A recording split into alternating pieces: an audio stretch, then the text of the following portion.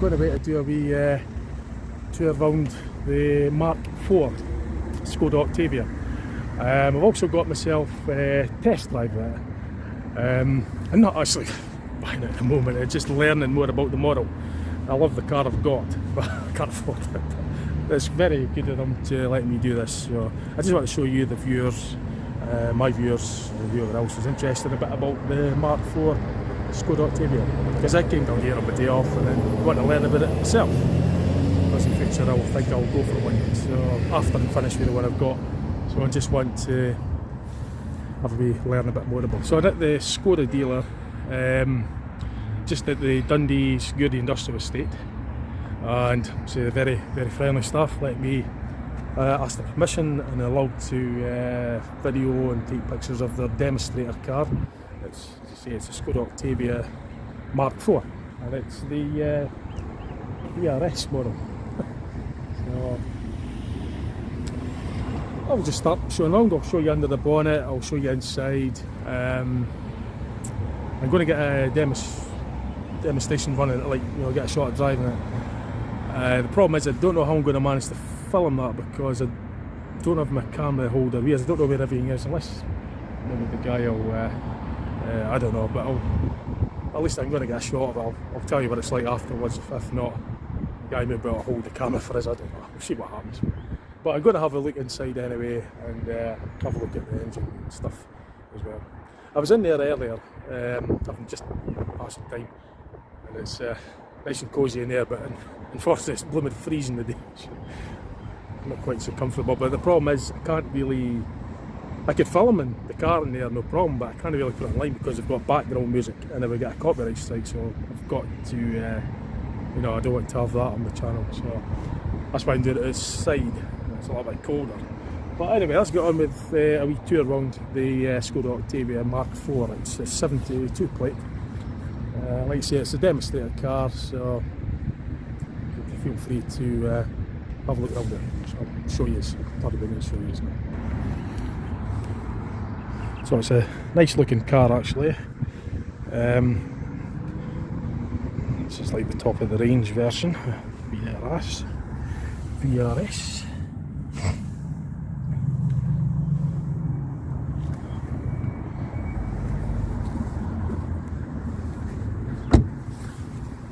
Alley wheels. Now, it was a spur of the moment thing doing this because, as I say, it's my day off the day, and I just happened to I just was steering by this way and had a wee bit of spare time. I thought, well, I was always wanting to get around to it, so I decided just to do this. Now, this is, as I say, it's the top of the range. Now, the Mark 4 Octavias don't have rear view mirrors. Sorry, rear view wiper, and it is a hatchback. That's one observation. Oops, didn't realise that was in there. It was just, as I say, this is a demo car, so I'll see if I get the light on. Yep. So it's a massive boot as usual. Octavia's got the renown for their big boot. And I've looked under here, yep, it's got a spare wheel. I think that's a full size one. Oh no, I think that's maybe a space saver wheel actually. But the wheel well might be big enough to accommodate a full size one. And sure, that's space saver. I'm not going to take it all out to find out, but it's got a spare wheel in it anyway. Not all cars have that. Some of them tend to have this emergency spare, the tyre weld stuff. Parcel shelves, just similar to what mine is. It's split parcel shelf. Electric boot opener. You know, I just like the electric boot lock rather. It's quite a heavy one actually. And is this self? No, wait a minute, no. Maybe I'm doing this wrong. This might be the self-assistant. I think it may be. I'm not sure how you operate it. That's probably why it was a bit heavier. Big heavy gas struts maybe is possibly why it's. Although having said that, it's not got the thing on it, so yeah, that must be for the. Ah, right, yeah, that's what it is. So you just press that button. We'll just demonstrate that again. Because mine's just got the the manual. The other one in there was manually done as well, but this being the VRS, has got the electric. Well, that's why it was.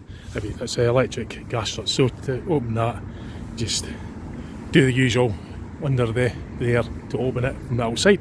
And when it's time to close it, you just hit that button there, and then down it goes. Does it automatically. It's like my mate's Audi used like that as well. But the other one I was looking at in the showroom was I don't think that was a 1.5 petrol. I don't think that had the in fact it didn't have the electric hatchback, it was a manually operated one, but the one in the showroom had the wiper, whereas this one doesn't have it. Now it's usual for the fuel filler. Just press that, it opens. Now it's got AdBlue because this is the diesel engine one, and that's the diesel's spraying the exhaust system to cut down the emissions. So it's a diesel VRS, the demonstrator. Come on. So I'm going to go to show you under the bonnet. In fact, I'll show you the front as well.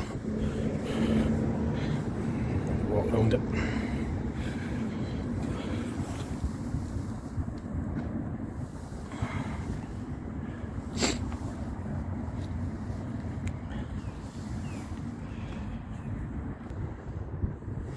So it's got the big vented brakes, big discs, performance calipers on them, double vented disc brakes. I'm not sure if that's graphite or something, or I can't remember. I don't think it's just this magnesium alloy, I'm not sure, but they're a slightly different, slightly based tinted alloy wheels on them. Rather than the polished alloys. Just, you know, it's got a kind of tint to it.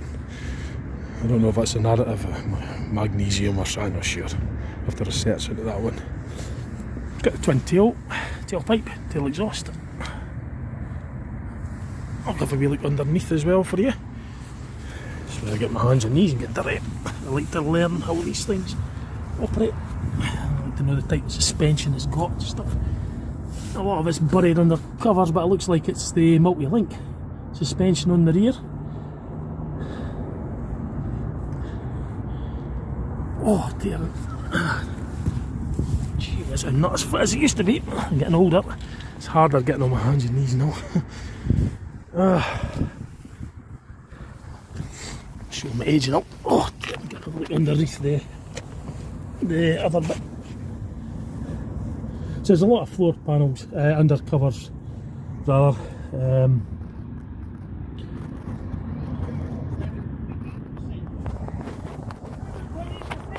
Oh dear, it's certainly not as fit as it used to be. So I'm going to have a look under the engine, but now it does look quite low down actually on this.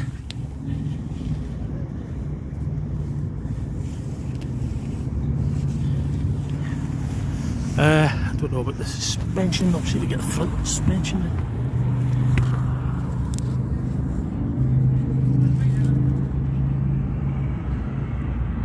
So I can't really explain to you what I'm seeing because I can't see what the camera's showing us, otherwise I'd have tried to explain a bit about what I was showing you, but I think it's front wheel drive anyway, I will be sure. But I couldn't really see what I was filming, but I did get something on film for you. So it's rear disc brakes as well, solid disc on the rear, discs all round. So I'm going to have a look inside the engine compartment, something I always love doing. Now on my car it's here, so on this one I'm not sure yet. Oh, it's on the other side I think that's it there. Oh, it's an automatic as well, by the way. This will be the direct shift gearbox, I reckon. DSG box. This is all the same sort of layout as the Octavia I've got. Which mine's, by the way, is a Mark IIA, which I'll show you mine in contrast later on. No, this is the bonnet catch. So I just gently pull that back. Nice badges by the way, VRS. Performance seats. I'll get a seat in there shortly, but I'm going to have a look at the engine compartment first.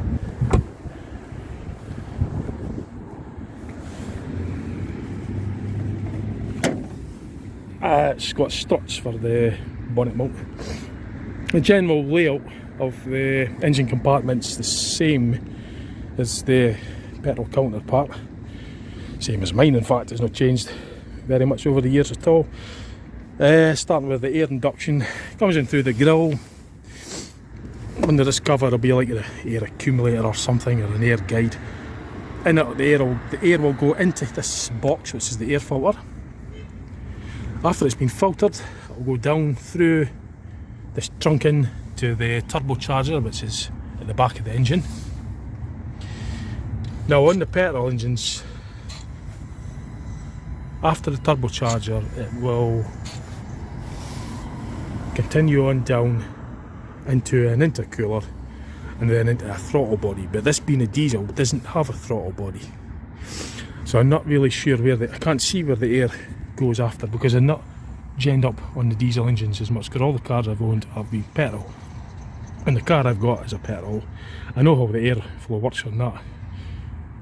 I know the route that it takes, but on this diesel anyway, it comes in through the front, through the air filter, down through the tubing, into the turbo at the back. Obviously the air will come out the turbocharger when it's compressed, and there will be an air intercooler for sure, a charge air intercooler.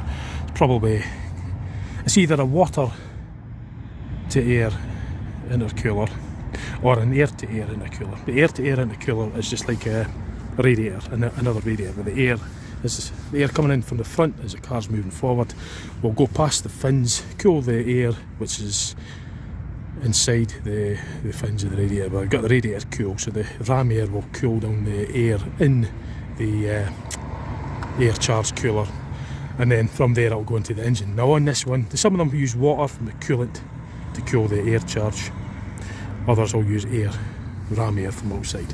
I can't really see where it is. I'm not as familiar with the diesel engines as I am the petrol, but I think I'm 100% certain it'll be an intercooler engine, but the intercooler will be somewhere tucked in there. I haven't really studied it first, and just literally looking at it now for the first time.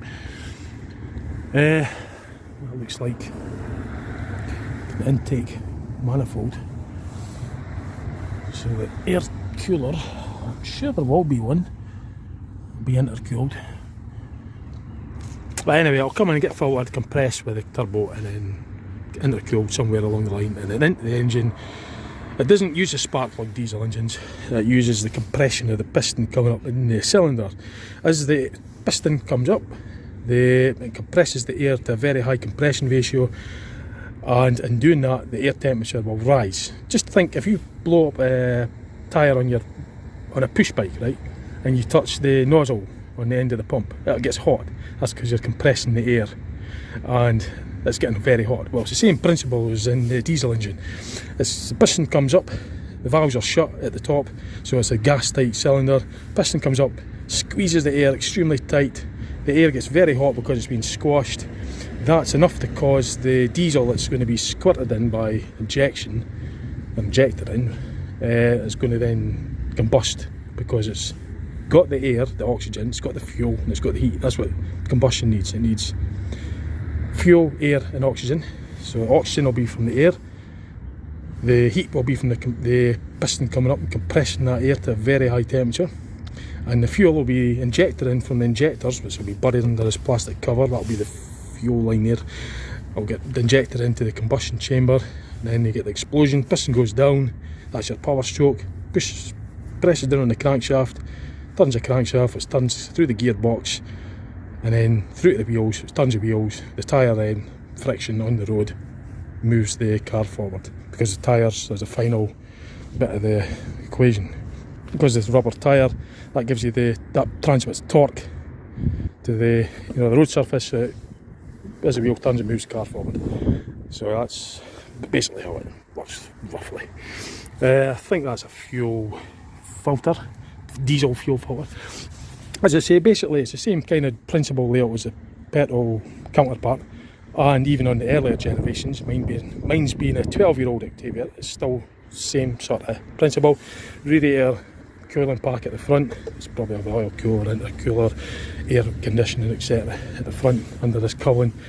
Air filter here, batteries there, engine module I believe is there, fuses I believe, there are relays and fuses in there. Expansion tanks still in the same sort of general position. It'll probably be a hydraulic clutch. Oh no, it won't be a hydraulic clutch because it's an automatic, isn't it? But on the manual ones, that have hydraulic clutches share the same braking clutch fluid as the main braking system.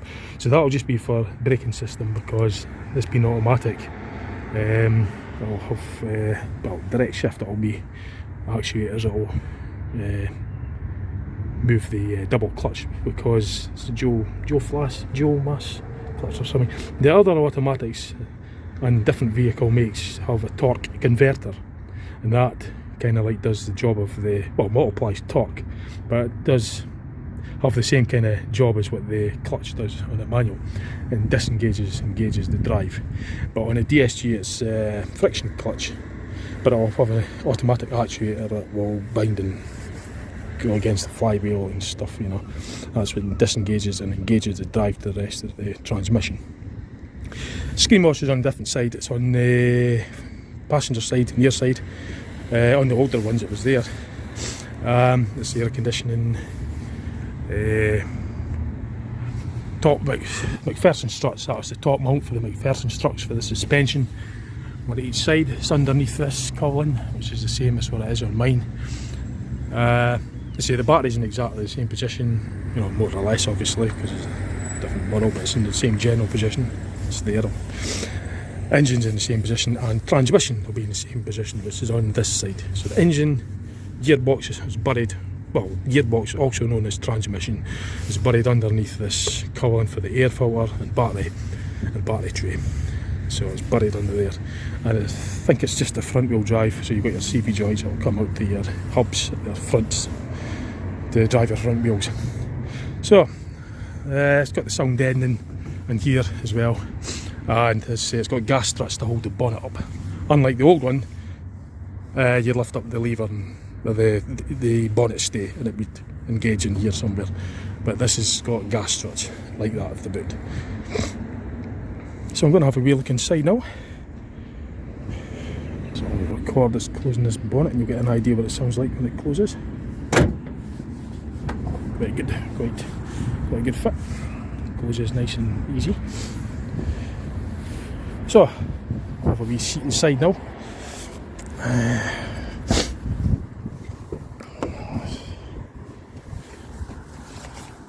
That's the brochure that I got from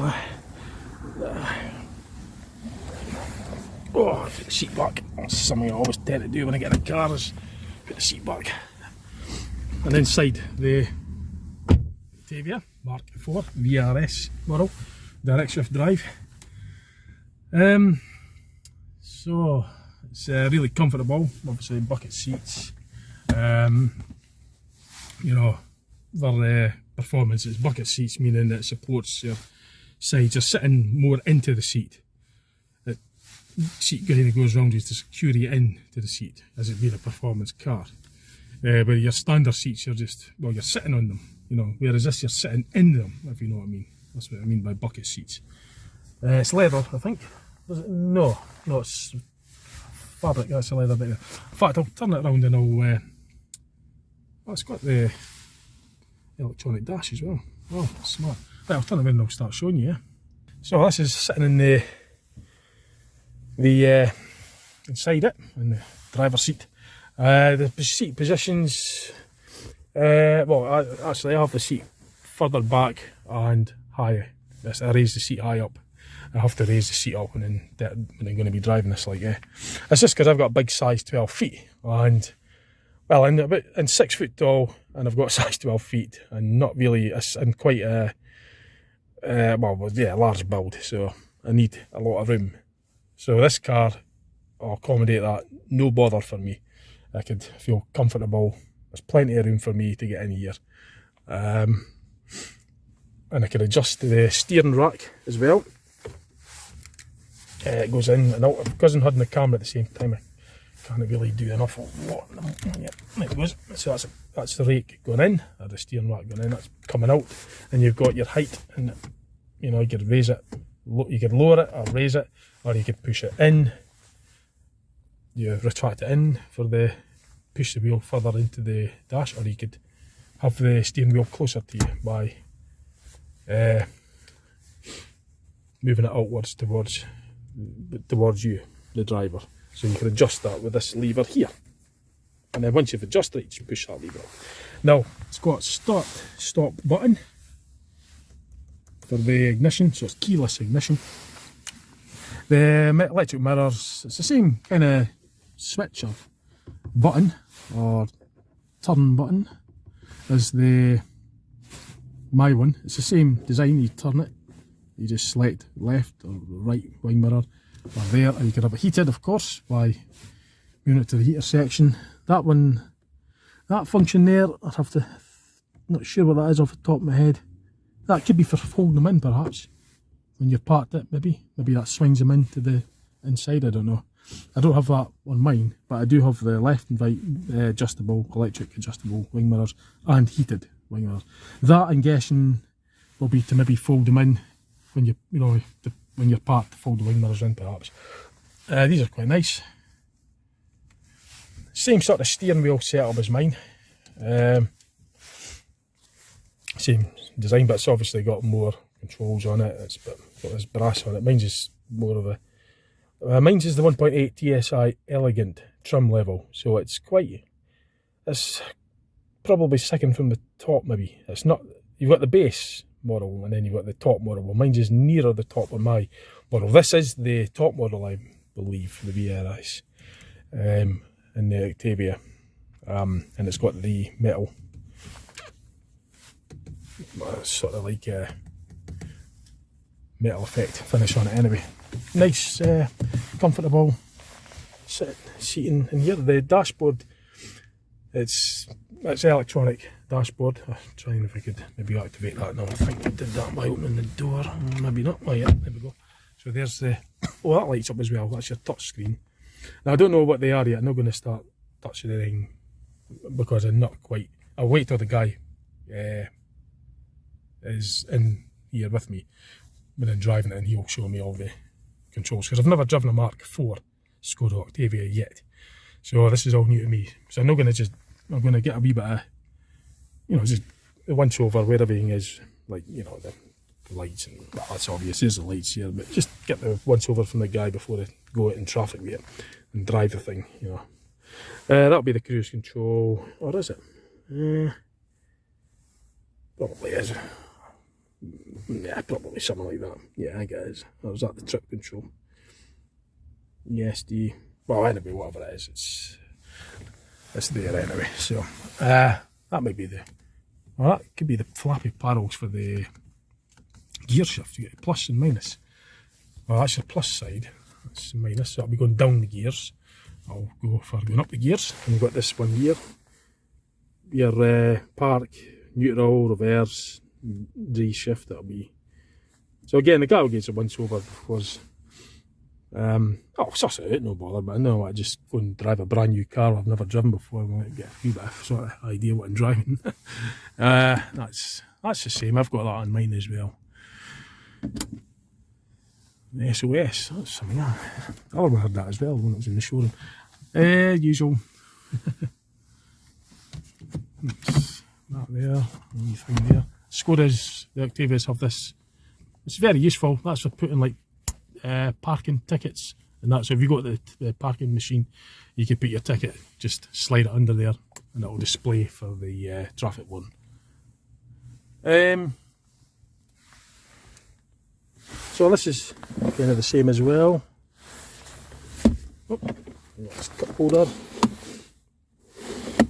There's the electronic handbrake. I'm not a fan of them. I'd rather have a manual handbrake. The traditional ones you pull up, an actual cable and ratchet system. The old-fashioned one, and we're familiar with that. And not familiar with these. No, I shouldn't be messing about with that, but it's in park anyway. So anyway, it's not moving. So that was your gear shift. I've not got the ignition on, so I don't think it would. I don't know the safety things, and sure it'll no be that simple. You have to probably have the engine on and press pedals and all that sort of stuff before it'll release. My light's gone off now anyway, but it's on. It's certainly not going to go anywhere. I've got the foot brake there if it did roll back. That's like the glove compartment, and you've got the handbook. I'll be looking there for you as well. Just pause that. That's the dimensions. Just a little bit of stuff on the dimensions. A wee bit more engine type. The weights.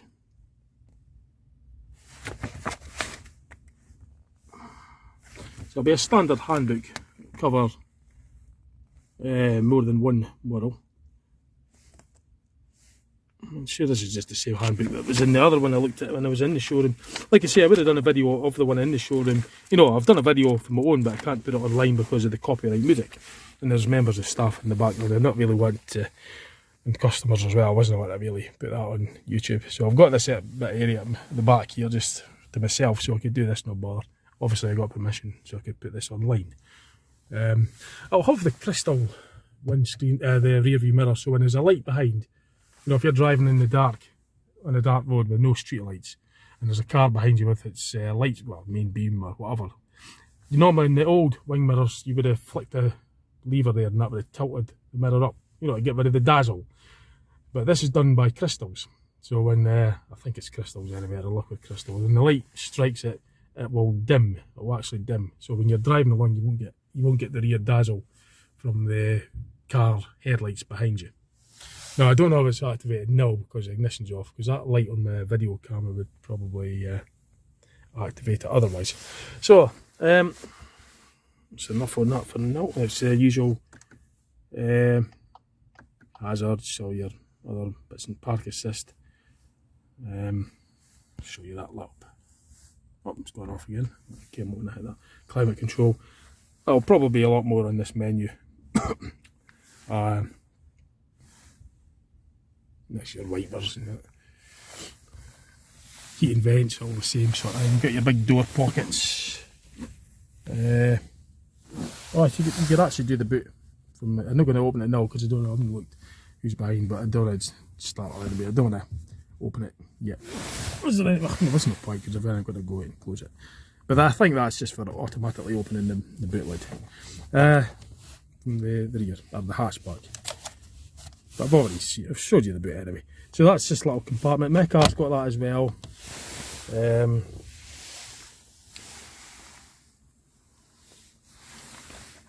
So there's all tidy them back in there. So I'll let you hear what it sounds like when I close this, the quality of the build. Pretty good. The big armrest, there's even a wee compartment. Yeah, I showed you that, I thought it was on there. I think that's leather. It slides, yeah, it does, it slides back like mine. You can adjust the height on it, I think.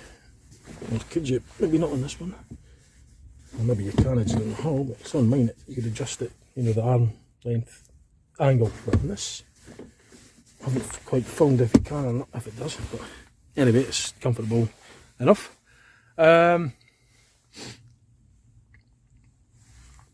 So I'll go in the back and show you.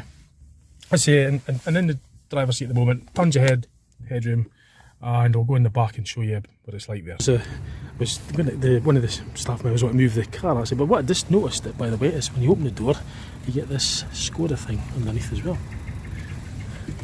That's quite smart, isn't it? Staff members just need to move the demonstration car out of the way so you can get this one out of the way. So I'll be going back in it again. He's just moving it all the way. So what I'll do is I'll show you this car being driven. You'll get to hear the engine, and then we'll get a wee test drive in it later on.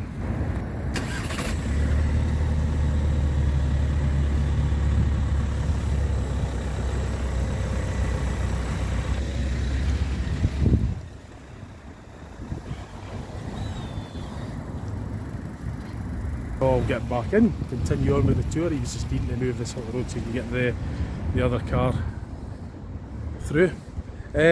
Where was I now? I was going away to go to the back, wasn't it? I did show you that light. I've got the keys actually, so I could probably start this up right here. No, actually I won't. No, I will wait till the guy comes before I actually switch it on. Although I've got the keys, I'll better wait till he comes. The member of staff that will accompany me with the test, so I'll wait till he comes out. Well, before I actually switch the engine. You'll get to hear it though. I'll let you hear it. Yeah, I did show you that little feature there. That's quite smart actually. I don't know if all the models have that, but this being the higher end VRS model, I didn't see that on the other one, the 1.5 model, but I think this being a high spec model will have that. Oh, I did tell you it was keyless ignition, didn't I? That's the key, so you just have to have them on you. Know, I just realised I had them in my pocket too, and I just thought I pressed that. You've got to remember that it's keyless ignition. I'm going to inadvertently do that now. I'll go in the back and show you a wee bit of the back. So the layout is just virtually the same as mine actually. I'll go and get myself in it. Oh, so I'm just climbing in the back. You hear the door. Sounds good, good quality. Interior light, oh, nice. Now, like I said, it's in 6 foot tall, loads of headroom, plenty of headroom, lots of legroom, and well, yeah, quite a large build, I'll be honest. And I feel like there's plenty of width room as well. So I've plenty of room for me, and if I could get in, quite a lot of other people will get in as well. Now, if people are even bigger than me, and about average size, you'll get a lot of people that are bigger than me that will fit in this, no problem. There's tons and tons of headroom, and there's tons of legroom. In fact, I'll show you. So, well, I can't show you, but I'll show you the legroom. Now, I've got size 12 shoes, and as I said, about 6 foot, and there's all this space here, right? So I'm quite comfortable, and there's all this width room as well, and I am probably maybe a bit more than large build, but never mind. And there's all this space next to me, and there's another seat there, so you get 3 people in the back. You might not get somebody, you'll get 2 average sized adults at this side, you might get a smaller adult or a kid in the centre. You could get 3 adults in the back, but it'll be maybe a wee bit squeezed. But you'll certainly get 2 average sized adults, even large adults, even extra large adults in here. No bother at all. And maybe just somebody a bit, maybe a kid or something. You'd say you could squeeze 3 adults in the back. Technically you are allowed 3 seat belts, but you might only have that bit of room there. So, but it's certainly bags of room for a family car. So, put the light back on again. Not quite sussed out. I can't see the switches on the. I'll show you. The interior light, I'm trying to figure out how they go on. There isn't a switch on them. So I mean, I open the door, they come on automatically. But to activate them in the back, maybe it's touch button. Oh right, no, let's think now. Is that a sensor? Or is that just a time delay? No, that's them off. Right, see if I can do that again. Right, so that's what you do, just touch the. So that's them off. To put them on, you just touch that. Just touch it, and then they come on. That's your. Now you might be able to. Yeah, you can adjust the sides. Which side goes on, which side stays off. So you can turn that side off. Right, let's start again. Let's get them both off. Right, so like I'll get this side on only, so I'll touch that side. Now you could dim the variant, and you could have it. I think that's full bright. You could half bright. No, you don't. Full bright. And it just sort of dims out altogether. I thought there was a setting on it, like a light level, and you could do the same on the other side, or you could have them both on, both sides on. But I think you can't turn them off. You can only have, they both come on, depending on what side you have on. So putting them off now, just touch that and touch that, and off they go. But they kind of fade out. They kind of like fade, or they don't just go off like a switch. They kind of fade out. And I thought that was like a dimmer switch where you could vary the brightness level, but I could probably program it or something. But anyway, looking at the back, actually your seats are very comfortable. Now this is a hatchback model, and as I say, even sitting right at the back, you've still got tons of headroom. I prefer the hatchback model. You will get an estate version of the Octavia. Comes in two. There's no saloon version. Well, technically, when I say saloon, all the Skoda Octavias are hatchback. All the Skoda Octavias are hatchback models. So you've got the choice of a hatchback, which is a 5-door.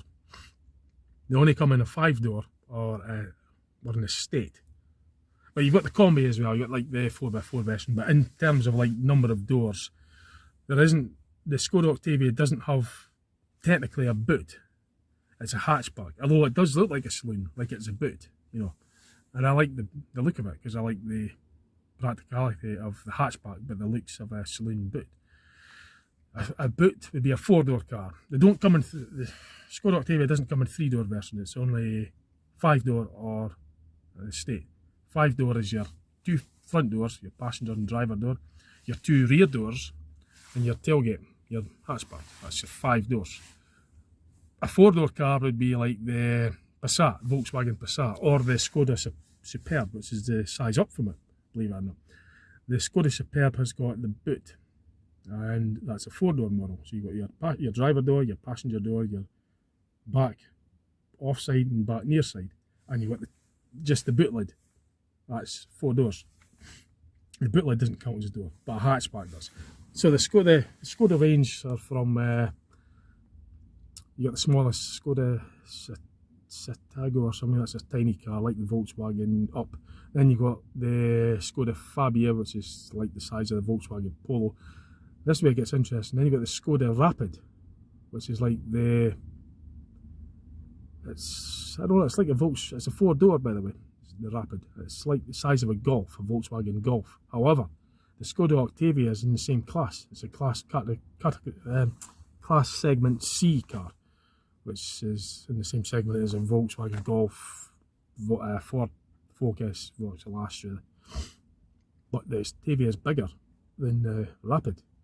Yet they're in the same class. The Skoda Octavia has got the same platform, the same chassis, the same underpinning, the same platform as the Volkswagen Golf. But the Skoda Octavia is much bigger than the Volkswagen Golf. It's nearly the size of the Volkswagen Passat. But it's a different platform from the actual. It's not officially a Passat. It's the Passat platform is the Skoda Superb shares the same platform as the Volkswagen Passat, which is in this class segment D for the family cars, for the UK anyway. Class segment D. So you've got your Micro Mini, which is like your Skoda Citago. That's in segment A, class A. Then you've got your Skoda Fabia, which is in the class segment B, class B, like a small car. So you've got a tiny car, you've got a small car, then you've got the sort of, medium car, I suppose, class C, family cars, class segment C, which is your Ford Focuses, that kind of come in that class, Volkswagen Golf, and the Skoda Rapid, and the Skoda Octavia. The Skoda Octavia is right at the top of its. That's the biggest in the Class C segment class. It's a big car. The Skoda Octavia could probably pass to be right at the bottom of the Class D, which is the Class Up. It would fit in a Class D car. It's right between a Class C segment C and a Class segment D. So you've got D, which are large. So A is tiny, B is small, C is medium, D is large, and then you've got your extra large, which is like your 4x4s and stuff, but that's different class. But Class D is like X, that's your large. But the Octavia would fit in Class D, no bother, because they've even got a Skoda Rapid, which is a 4-door car, and it's smaller than the Octavia, but it fits in the same class segment as a Class C, which is in the same class as your Focuses and Golfs and the Astras.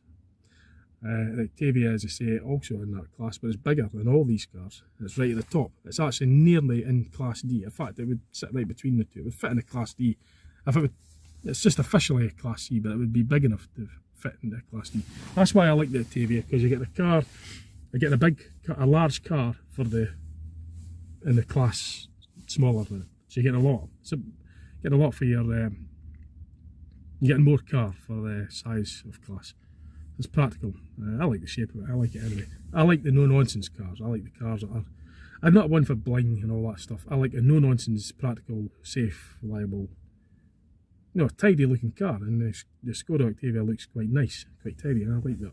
I like the saloon looking cars as well, and this has got the best of both worlds. It's got a nice saloon look about it, but it has got the practicality of a hatchback. It's a massive hatchback. So I'm sitting comfortably here in the back. I'll have all the air conditioning and all that. I'll have all that stuff, no bother. So turn that light off again, so you just touch that.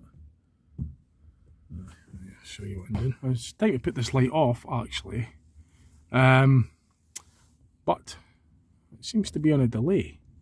I'm not keen on that, because now I'm touching it to put the light off, it doesn't seem to be responding. Now the door is shut properly, now it goes off, but I'm not keen on that. I left that light on for a wee while, and when it was time for me to turn it off, and I done that, it didn't go off. So it's not responding. Maybe it's the capacitance of my fingers, maybe on, if it's too dry or something, maybe it wasn't registering, I don't know. But I like the good old fashioned switches where I positively know whether I've turned it on or off. But with this, it was failing to go off. It had been on a wee while there, and I actually opened the door, and then the both lights came on, then it went off. But maybe it's just a knack for it, I'm not sure. But no, that's just my personal choice. I prefer the actual, like good old fashioned switch where I know that I can see, like my car's got that. The light's in the same position, but it's I'm gonna climb it here now. So I'm just stiff. I'm not as fit as I used to be, so it's a very comfortable car. But the Octavia is actually it's a wee bit lower. It sits a bit lower than some of the cars. It's like my mate's got a Fiat Punto. That's a small, that's would fit in the Class B segment. Class B car. It's just a small car basically. Yet when you park them next to each other, his car is slightly higher than my Octavia. Because the Octavia in general, not just because this is the sports model, I like to hear the door shut by the way. It's good quality. Not just because it's a sports model, but the profile of Octavia actually sits a wee bit lower. So it makes it a bit harder to get in and out, especially when you get older. Like, I'm not as young as I used to be. I'm not actually, I'm getting older in a minute. But so yeah, I'll show you. I'll go around the car then. I'm going to get driving it. I'm waiting for the traffic going down a bit. In fact, I'll maybe go that way because there's less traffic there. I'll have to wait to see what the member of staff what he suggests as well. I'm sure it'll be alright with that. But before I know, I'll show you a bit more of this. So yeah, just so your radio is there. No, that's the thing. It's got the spoiler because it's the VRS. But the thing is, it doesn't have the rear wiper, which I prefer having a rear wiper. But they didn't fit them on this Mark IV, unfortunately. But the one in the showroom, the 1.5 version, did have the rear wiper. That's your parking sensors, by the way. So they beep when you get too close, and they beep faster as the closer you get. So just to show you another wee look at this. In fact, we'll get some still pictures of this as well. So I'm going to have to pause this. That's the little feature as well on the passenger side. It's got the Skoda badge. That will act as a little bit of a light as well in a dark area, because on my car it's just a white light that shines down the way. That's a reflector light, just to let oncoming people in traffic on the other side know that your door's open. I don't know if the back one's got it. In fact, the back one, no, it doesn't have it. But the front doors do. Certainly the top of the range model of the fancy Skoda. Oh, that also lights up as well, by the way. Look. In fact, I'll get in the passenger side and show you a view from here. I'll let you hear what the door sounds like. Get an idea of the quality of the build. So, solid car. They're quite nice, actually. It's the usual grill here. And the handrails, the usual. Dashboard's different as well from mine. It's reshaped. The dashboard's genuinely the same, but you got your centre console, but there's less clusters. It's more touchscreen these days than actual buttons. Although the lower spec might not have. The other one, I mean the lower spec Octavia that was in earlier in the showroom, the Mark 4 1.5 TSI Octavia had standard dials, just standard dials, which I prefer actually. Whereas this VRS one has the, as you saw earlier, it's all digital. You know, digital dials, actual digital display. It would come up, or it would show as a dial, but it's done as a display dial. So it's not the real dial, it's actually just the display of it. Whereas on the other one, it's a physical dial. I prefer the physical dial, so that's my personal choice, but it's quite smart though. Sitting in the passenger's seat. Tons of legroom as you would expect. Loads of room, very comfy. There's a view of it, looks like at the back. Sitting in the front, I'm just going to see if I can put these passenger lights on. It's a touch button as well for the interior on the front, as it is with the rear. So, yeah, very nice. So I'm going to, as I said, the car I've got, the Mark 2A, Skoda Octavia Mark 2. I say Mark 2A because it's a facelift. The Mark 2 came out in, I'll start from the beginning. The Mark 1 Skoda Octavia was something like November 1996 it came out. And then that was replaced by the Mark 2 around about 2005, I think, 2004. Although there was an overlap, because the latest Mark 1s overlapped the earliest Mark 2s, because there's a 56 plate Mark 1 Octavia that sits up near where I stay. But they stopped making them in, I think, 2004. But obviously the surplus was sold. Overlap when the Mark 2 was launched. The Mark 2 was 2004 up to 2009. And then in 2009, the Mark 2 was given a facelift. From 2009 up to 2013. And then the Mark 3 came out in 2013, I think it was given a facelift in 2016. And then it came a Mark 3A from 2016 up to 2020 when the Mark 4 came out. Well, that's roughly what it's like. So the actual Skoda Octavia has been around from the start, since November 1996. I think it came over to the UK, Britain in 98 or something. Czech Republic, I think it was, I'm not sure, I think they may have come to Britain in 96 or 97, but it was November 96 when it was launched anyway. That's when the very first Octavia was launched, and it's owned by the Volkswagen Audi group. So basically it's a Volkswagen running gear, the platform and all the rest of it. So the Volkswagen Audi group also have Seat and Seat car, I think Leon or something as well. I have to maybe refresh my memory on that, but yeah, tons of room in this car. Big car for you know, for the size of class. It's definitely the biggest in its class. For a Class C car, it's massive. The boot is even bigger than some of the Class D cars. The size up, you know, the large, officially a large car, the boot's bigger in this than a lot of the Class D cars. Like your a Class D car example, that'd be your Volkswagen Passat, Skoda Supreme, Vauxhall Insignia, Ford Mondeo. That's the sort of car that's in the D segment. That's just the name of a few. There's loads of them, but that's just the name of a few off the top of my head. So I'll show you more about the inside of this. Right, so I'm going to get myself in and asked if I could, if the guy's ready, available just now to accompany me while I take this for a drive. Now the guy, if I ask him, he might had the camera phone while I'm driving it. I'll want to see what if he wants to do that. If he does, then I'll tell you, the viewers, what I'm thinking about, you know, what it feels like driving it. If he's wanting to do that, like, I'll ask him. If not, I'll just tell you at the end what it feels like, what it's like, how it handled and that, what I thought of it. Speaker, that's the speaker case, that's big door pockets. This is all quite solid. quite solid. Carbon fibre effect. Okay, right. Go too long, so let's see if he's available. If there is a delay, if he's not ready, he said if you're ready later on, I better not leave it too late.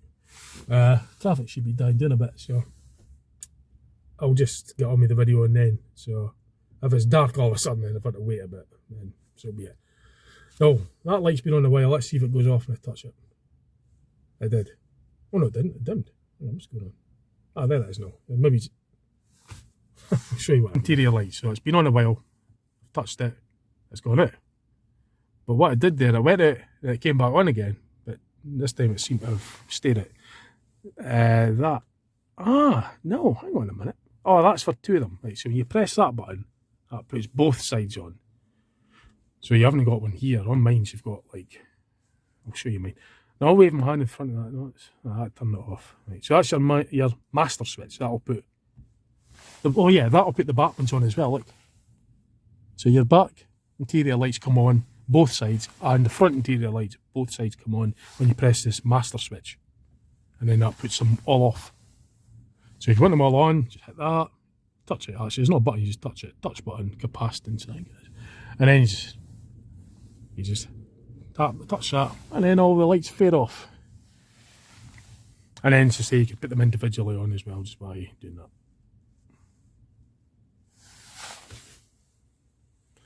Right, just turn the camera light off just to show you this blue lighting. Oh, it changes as well. Just on my way at the car actually. I'll just display that for you while I've got it. Because I'm going to have, I've even got them in the footwell as well, so I'll just show you that. That's built as standard. My mate's actually got, he's added lights on his car, you know, same sort of effect as this. But this, when this car is, these are built in, this is built as standard to this model. I don't know if all the models have them, but this being a higher end spec has these lights built in them. So it goes red on the door. That'll be to let people know that your door's open. And it's quite sort of plush, you know. And then you've got your Skoda thing as well. Climbing out the Octavia. As I say, the profile of the car is a bit lower. Just Skodas in general, Skoda Octavia in general sits a wee bit lower. It's smarter actually.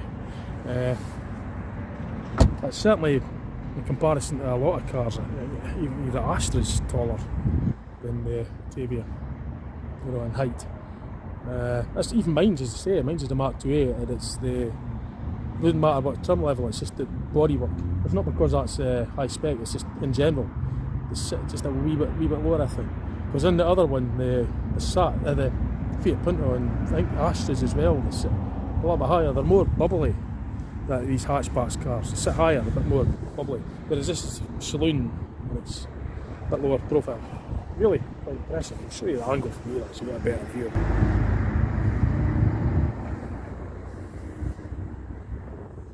So that's what it looks like at a distance. So I'm going to get myself into the showroom, and if the guy's available, I'm going to get a wee shot of this car. Like I say, if the staff member, if he's able, if he's going to film me driving it, I'll tell you what it's like. If he wants to. If he's not able to, whatever, I'll tell you what it's like. Actually, what I'll do before I forget, I'll show you my car. And you'll get an idea of the difference. Mine's, as I say, is a Mark IIA, and you'll get to compare the difference. So this is my Skoda Octavia. This is the Mark IIA, as I said. Now I didn't want to spend too long on this video, but I'll just give you a if you've watched my YouTube channel before, you'll have been familiar with my car.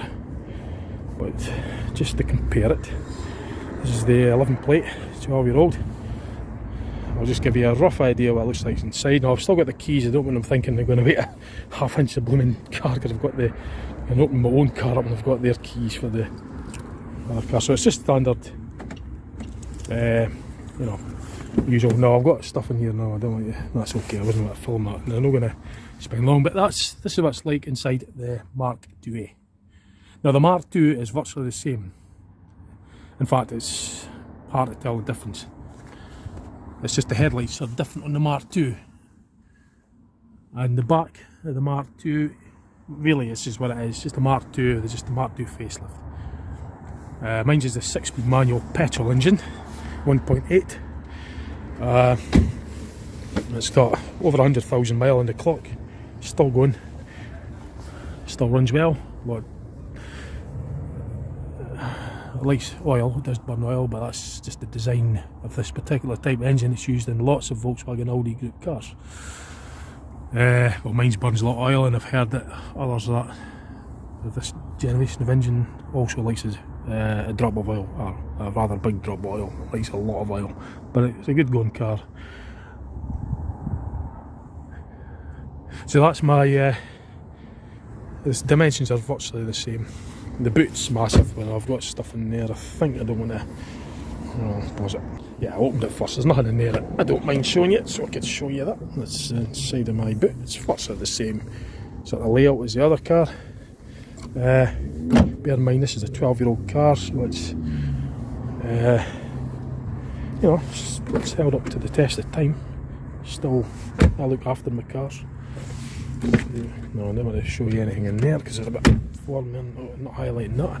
But the Mark II Astra, sorry, the Mark, I did actually own a Mark II Astra, by the way, many years ago, 22 years ago, 2001, that's for another story, but yeah, I owned a Mark II Astra, nice car it was, and I owned a Mark III and a Mark IV, but anyway, a long story, cut short. The Mark II Octavia has the sort of more of a rectangular like headlights, whereas the Mark IIA, this one, facelift model, curves round a bit more, and the bonnet is a bit. The Mark II, it's virtually the same, but the headlights are different really. The grille is slightly different as well, but visually, my distance, if you looked at it side on, you wouldn't be able to really tell the difference. That, apart from the headlights, they're virtually identical. Just a few revisions mechanically, a few revisions inside, but it's a facelift model. The Mark III Octavia had the one-piece headlights, the Mark IIIA had the two-piece headlights, so there's just a little bit on that. Let's just compare my car with the other one. So mine's is the 1.8 TSI Elegant, which is, I think that's a couple of steps from the top, whereas mine, the bottom model, I'm not sure, probably a 1 point, I'm not sure what the trim levels are or if they're rising up, but mine's is near the top, but it's a 1.8, it's not the 2 litre petrol engine, which is in the VSR. So obviously the other VRS, I keep getting them mixed up, diesels as well. So I'm about to go in, the guy's video, I'll get a wee shot of the car, so I'll let you know again. So the guys actually just let me drive the car on my own, like, so I've not anybody had the camera phone though, unfortunately, but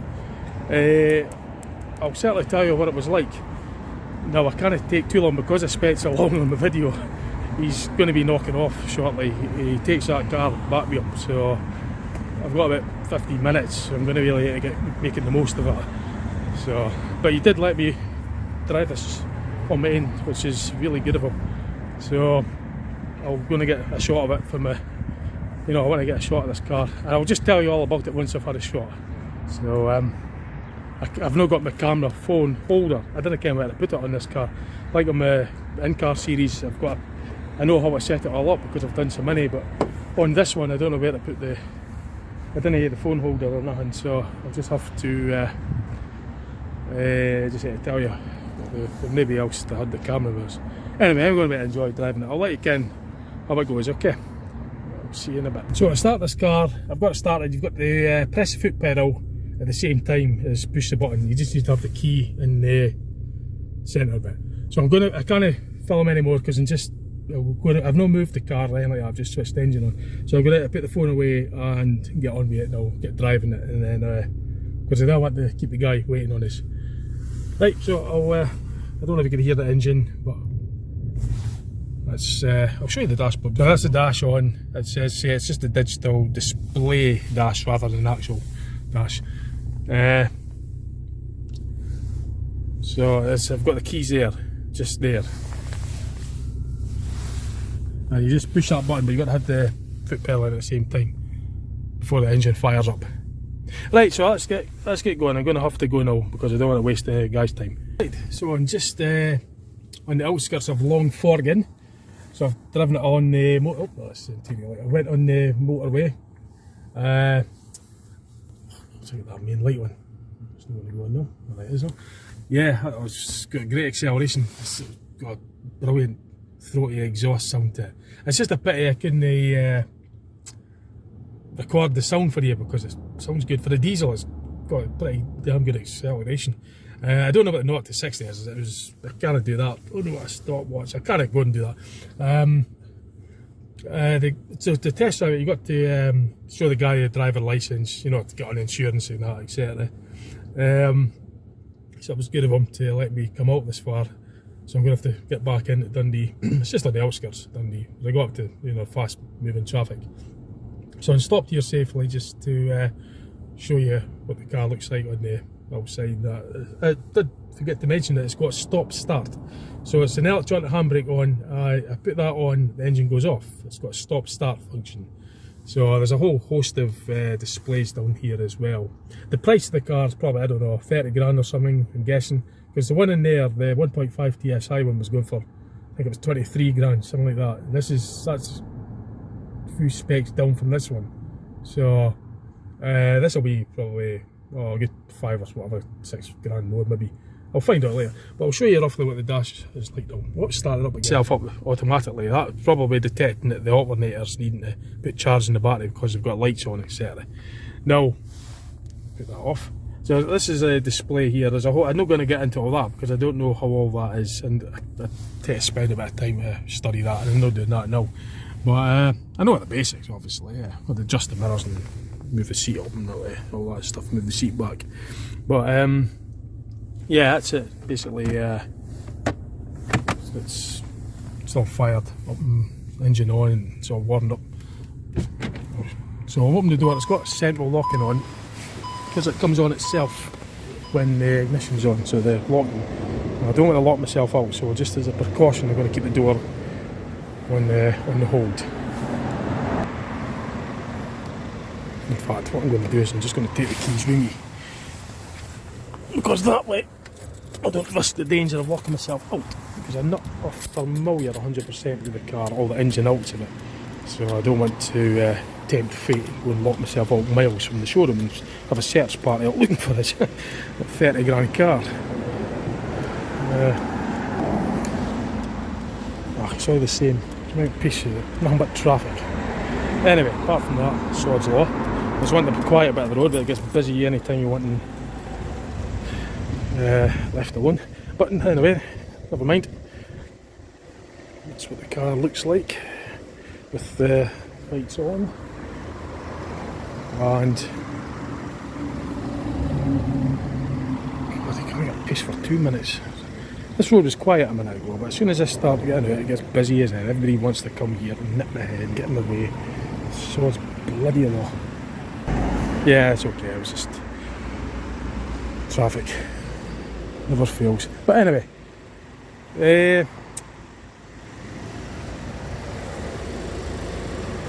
I can't really rev the engine because you heard it when the guy was moving it anyway.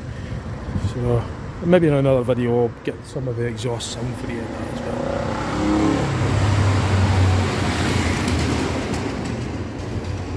Right, time to go. God, it was the same. So, I better get back, otherwise there'll be a search party if we're looking for this. I've got a severely comfortable car, but I don't have any means of recording it to tell you how what I'm thinking when I'm driving it. You know, I'll tell you more when I get back. But I'm going to go back a slightly different route, get a wee shot around about the town. Right, time we go. Right, so this is back to the showroom. I went in the industrial estate there, as always, probably a wee bit longer than I should have done. I just love the car, it's brilliant. Goes up the gears, so lots of torque. I have the electronic traction control because it didn't spin. There's lots of torque, you need that, otherwise wheels will just spin. Handles brilliant, it's got lane assist as well. You know, if you're in the lanes on the motorway, if you're veering to the right or if you're overtaking it, you'll feel a little tug on the wheel, the steering wheel. That's just to get you back into the right lane. But if you put the indicator on, you're moving out. Like when I was moving in, I tested it, it was clear, just to get the feel of it. But if you move out without putting the indicator on, it'll think that you're veering off. You'll see a wee thing on the dash as well in front of you, like the lane. It'll give you it'll show you the lane visually. And you'll feel it just sort of a little bit of resistance on the steering wheel, like it's to tell you to get back in the centre. But if you put the indicator on and you're moving it, you get this blind spot thing as well. And then you don't feel that. I never noticed it. But when I was moving back in, I did notice it. I'd tried it a couple of times, like when it was safe, obviously. And yeah, you can feel it kicking in. So maybe on my next video, I'll get a stand, you know, for the camera and I'll record it. But I will not keep the guy waiting any longer because he'll be wondering what's going on. Why I'm taking so long. Can't have that. It's good of him to let me do this. Right, everything's off. So get myself back in there. He'll be wanting to get him. He takes his back home. So lovely car. Back in one bit, of course. I parked it there instead. I had it in the back, so I'll take it round. Just park it there. And I'll keep him waiting. I'd like to get another shot. Right, I'll let you. No, we'll get on from here, right? And I just parked it there. Compliments of the showroom. Get coffee and latte and biscuit. So I would have talked more about the test driving here, but because there's music when I can't, so I'll have to do that when I'm outside. I'm going to finish this first though. Could be up to about 40 grand. So 0.5 TSI model that I was talking about earlier. I'll just show you that very briefly. Car's actually sold, so I don't really want to.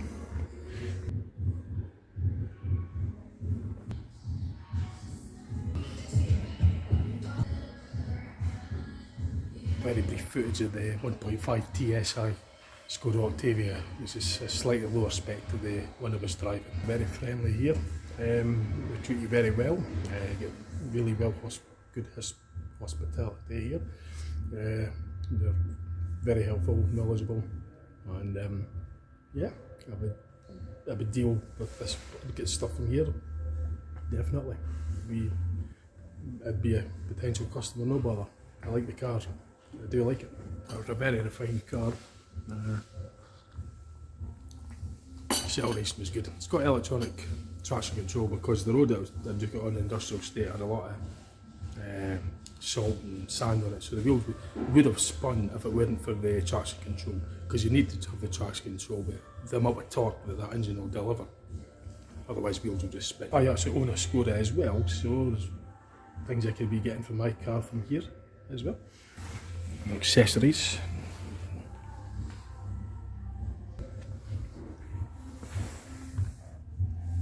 Skoda Scaling, I think that's what replaced the Rapid actually. It used to be called the Skoda Rapid, and that's Scaling. This is a size down from the Octavia, but it's still in the same class segment C. Owned by the standard dials on the 1.5 TSI. These are the non-digital ones. I prefer them actually, just like what I've got in my car, actual gauges. That was good. That's amazing really. Getting a shot of the car, the video and everything, coffee and biscuits. No, I really appreciate that, and I thanked them very much for all their you know, for their help and letting me do all that. It was really appreciate that. It was very good of them. Yeah, I'd be a customer in there. Just need the money, of course, but if I could afford it. But no, I've learned more about the Skoda Octavia Mark 4, and I think I'd be that'd be my next car, because there's two generations. Well, there's a generation above mine. Mine's is the Mark 2A, as I said earlier. Then there's a Mark 3 and then the Mark 3A. but I'm hoping to keep this one for a while yet, for a long time. And then now that I've got a much more idea what the latest Skoda Octavia mk4 is all about, because I've looked at it, I've done an in-depth. In fact, it's a bit windy. I'm going to go in my car and I'll tell you, I'll round the video off from there. So I'll just give you the sort of what it sounds like in my own car. And make sure that's not caught on camera, because that's not wanting. I don't want that seen, so I'll tuck that over. Right, that's fine. Yeah, so no, what I'm not keeping anybody back, so I could show you a bit more of my own car. Pardon me. That's the interior light system on mine. So on mine it's the sliding button, that's just the main switch. That goes off, it dims out, I put the ignition on actually. I will eventually, but it speeds it up. Well, actually, no, I would have turned it off. So to put it on mine, it's a sliding control, and you've got the centre bulb and the two map reading lights. So to put it off, you slide it off, and I can have the option of having that on or passenger side. And it's the same at the back, but I'm a bit sore shoulders at the moment, so I'm not going to stretch around there too much, but it's just the same setup at the back as it is here at the front. And the dashboard, it's the actual dials. I do prefer them, even though they're old fashioned. I'm an old fashioned person, I like old fashioned stuff. And I actually prefer the dials. Although the digital one was really smart. You know, it was really quite cool, like, yeah. It was really plush and everything, you know, futuristic and that. But I prefer them, the old ones. That's just my personal choice, you know. The car was absolutely brilliant though. You know, I really enjoyed it. I love my own car. You know, I'm going to keep this as long as I can, basically. But now that I know that I'll probably more likely be, you know, I've got dealings second hand or whatever, from the, you know, the dealer there. It was, as I said, it was very much appreciated what they let me do all this. The mirror adjustment I was on a bit earlier. So you got your right, your left, your off position and heated. Now the other one, I didn't actually try it, I didn't have a lot of time, but I think on the other one it was be a function where it would fold the wing mirrors in, I'm guessing. So, I'll round off the video. Oh, jeez, I've got a bulb by the way, that's why that's dark in the centre. So that there should be lit up like the front one, but there's a bulb. There's 3 bulbs in the interior light. There's 3 in the back cluster or assembly, and there's 3 in the front. There's 1 at each side, and there's a centre one. And on the rear cluster one, the centre bulb's it. So I've got it'll be like a press fit, you know. It'll come off. There's no screw, so it'll just be a case of prising it open gently, because it's plastic, mind. And the bulb will be probably be the finger type bulbs or something. It'll be 4 watts, I guess. So I'll get around to that at some point. But yeah, what was I saying? It was really good for diesel car. Well, lots of torque. Diesel engines gives lots of torque. That means it's got a lot of pulling power at low RPM. Petrol engines tend to be more higher RPM, more powerful, because they rev up more, so the engine's doing more work. Whereas the diesel engines generally a slower speed, but stronger or torquier. If it were revving up as fast as a petrol, it would have more power, but the diesels are more generally for pulling, you know, a workhorse engine, torquey. But the advantage with that as well, with diesel, is that you could have that at a low rev, low RPMs on the motorway, and it will still get you up a bray. So it'll use up a bit less fuel and give out less emissions out the tailpipe, because the 4-stroke engine, it'll be doing less ignition strokes per revolution to the engine, so which means it's pumping out less emissions out the tailpipe. If it's slower RPM, that's all to do with the gearing as well, because it's got the strength to keep the car going, you know, going up a bray or up a gradient at a low RPM, because diesel engines are torquey. That coupled with all the different variable geo turbos and all that sort of stuff, you know, keeps the torque up. Torque is basically the turning force, and you need a lot of that to keep the car going. Like, otherwise you have to drop down a gear, bring up the RPMs, burn more fuel, noisier, more wear, more friction, because friction will increase as the engine gets faster. Internal components in the engine, I mean, obviously the faster the engine goes, the more wear it'll, because there's coefficient, whatever it is. But yeah, diesel engines are, that one was just amazing, like, you know. Thoroughly enjoyed it. Anyway, I'm going to have to get going and getting a bit hungry now, so it's tea time. So that was, I really appreciate them letting me do that. That's to see it, Skoda dealer doing it, Gourdie Industrial Estate in Dundee. Very, very helpful staff, very friendly, very, very good of them to let me have a shot of their car and make a video of it. So that's the rundown on Skoda Octavia VRS. So I'm going to go and get my tea. Hope you enjoyed that. Stay tuned, see what else is stuck up on my channel. This will be a lot longer than I thought, this video. I'll try and ask the guy, I said if it's okay if I could have another shot, maybe even bring my camera down this time and put it on the windscreen, so I'll be able to show you the actual test drive when I'm taking it on for a drive, like, and I'll be able to tell you first hand, you know, at real time while I'm driving it, what comes to mind, and I'll let you know, because I can only really remember so much. I'll come back to me later, but and you'll see the scenery as well. I'll try and do it during the day. Maybe see if I let you see the engine a bit more. Right, I'm going to have to go. So I hope you enjoyed that. Thanks for watching. Stay tuned, see what else I put up on my channel, and I'll catch you later. Okay, right. Bye for now. Bye.